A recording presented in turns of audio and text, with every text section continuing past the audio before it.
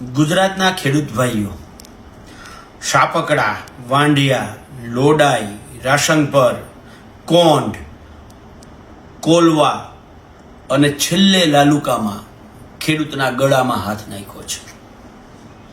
અગાઉ પાક વીમો, જમીનમાં આપણી ચણા કૌભાંડ, તુવેર કૌભાંડ, બારદાન કૌભાંડ, ટેકાના ભાવમાં ખરીદીમાં કૌભાંડ, કમોસમી વરસાદની રાહત આપવામાં કૌભાંડ અને જમીન સંપાદનમાં રોડ રસ્તાઓમાં કૌભાંડ, ખેડૂતોની દાદાગીરીથી જમીન આંચકી લેવાની અને હવે વીજ કંપનીઓના હવાલે સંપૂર્ણ ગુજરાત સરકાર થઈ ગઈ છે. ત્યારે સવાલ એ થાય છે કે ગુજરાતના ખેડૂતોનું, ગુજરાતના યુવાનોનું જમીન જીવતું છે કે આપણે માત્ર હરતી ફરતી લાશો છીએ? ક્યાં સુધી સહન કરશું? હવે તો આપણા ગળે હાથ આવી ગયો છે, ટૂંપો દેવાનો જ બાકી છે અને હજી આપણે સહન કરતા રહેવું છે. આ જ હાલત પશુપાલકોની છે, આ જ હાલત ગુજરાતના મજૂરોની છે. તો ક્યાં સુધી આપણે સહન કરવું છે? હવે તો બસ થયું એવું નથી લાગતું? હવે એવું નથી લાગતું કે સૌએ સાથે મળી અને એક સહિયારો પ્રયાસ કરવો જોઈએ? દેશમાં લોકશાહી છે. ગુજરાતમાં દારૂ બંધી હોવા છતાં ડ્રગ્સ અને દારૂ માફિયાઓને વેચવાની, ખુલ્લેઆમ વેચવાની સંપૂર્ણ છૂટ છે. અને મારો ખેડૂત નાની એવી રેલી કરવા જાય તો એમને પરમિશન આપવામાં ન આવે. તમે કલેક્ટરને ને એસપીને રજૂઆત કરવા જાઓ તો તમારા કેમેરા બંધ કરી દેવામાં આવે. લોકશાહીનો ચોથો આધાર સ્તંભ મીડિયાને એવું કહેવામાં આવે કે તમારા કેમેરા બંધ કરી આપો. આ તો લોકશાહીનું પણ ગળું દબાવવાનો, લોકશાહીના ચોથા આધાર સ્તંભ મીડિયાનો પણ ગળું દબાવવાનો પ્રયત્ન સુરેન્દ્રનગર કલેક્ટર અને એસપીએ કર્યો. આપણે સૌએ જોયું છે. તો ક્યાં સુધી આપણે સહન કરશું?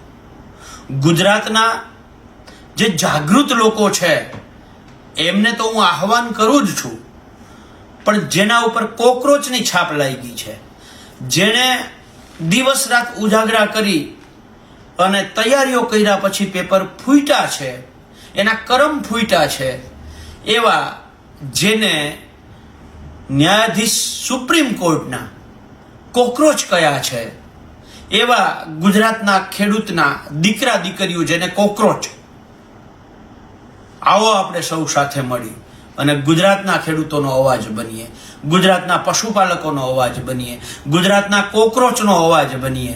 અને તમે લખી શકો છો, બોલી શકો છો, વિડીયો બનાવી શકો છો, તમારી પાસે સોશિયલ મીડિયા પ્લેટફોર્મ છે, તો તમે શા માટે મૌન રહ્યો છો? ઉઠાવો તમારો મોબાઈલ અને વિડીયો બનાવો. લેખ લખી શકતા હો તો લેખ લખો. ગુજરાતના ખેડૂતો ચૂપ નહીં રહે. 15 જૂન સવારે 10 વાગે શાંતિપુરા સર્કલ અમદાવાદ ખાતે એકઠા થઈ અને હજારો ટ્રેક્ટર લઈ અને ગાંધીનગર તરફ માર્ચ કરશે. ગાંધીનગર જઈ અને સરકારને અલ્ટિમેટમ આપશે. સરકાર હવે બસ થઈ, હવે બહુ થયું. શાનમાં સમજી જાઓ. જમીનમાં આપણી સંપૂર્ણ રદ કરો. જે વીજ કંપનીઓમાં તમે લાખ, 1.5 લાખ, 2 લાખ, 5 લાખમાં ખેડૂતની જમીન જબરજસ્તીથી પચાવો છો, એની સામે ખાસ એસઓપી બનાવો કે ખેડૂતોને એક થાંભલા દીઠ 2 કરોડ વળતર, અથવા એક થાંભલા દીઠ માસિક 30,000 રૂપિયા ભાડું, અથવા 2013ના જમીન સંપાદનના કાયદા મુજબ માર્કેટ ભાવના 4 ગણું વળતર આપો. ખેડૂતોનું દેવું સંપૂર્ણ માફ કરો. ખેડૂતોની ખેત પેદાશ અને પશુપાલકોના દૂધ માટે એક એમએસપીનો કાયદો બનાવો. ડુપ્લિકેટ દવા, ખાતર, બિયારણ એના ઉપર સંપૂર્ણ એક કડક કાયદો બને અને સજાને પાત્ર કાયદો બને એવો કાયદો બનાવો.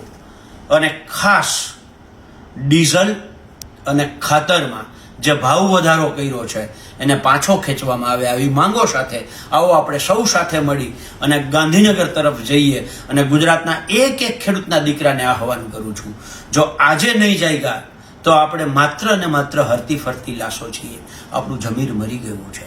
જો આપણું જમીર જીવતું હોય, આપણે પોતાની જાતને યુવાન સમજતા હોઈએ, તો આવો આપણે સૌ સાથે મળી અને ગાંધી ચિંધ્યા માર્ગે એક સરકારને અલ્ટિમેટમ આપવા જઈએ. 15 જૂન સવારે 10 વાગે શાંતિપુરા સર્કલ અમદાવાદ ખાતે આપણે સૌ એકઠા થઈ અને ત્યાંથી ગાંધીનગર પ્રયાણ કરશું. જય જવાન, જય કિસાન, જય જગત.